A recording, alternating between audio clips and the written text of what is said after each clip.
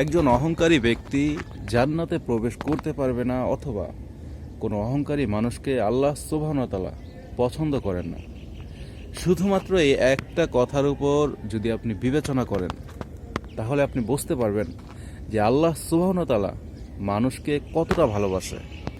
আপনি যদি একজন অহংকারী ব্যক্তি হয়ে থাকেন, তাহলে আপনার এই অহংকারের প্রভাব কিন্তু আল্লাহ সুবহানাহু ওয়া তাআলার কিছুই করতে পারে না, অথবা আপনি আপনার এই অহংকার দিয়ে আল্লাহ সুবহানাহু ওয়া তাআলার কোনো ক্ষতিই করতে পারবেন না। কিন্তু হ্যাঁ, আপনার এই অহংকারের প্রভাব কিন্তু কোনো না কোনো মানুষের ক্ষতি ঠিকই করছে।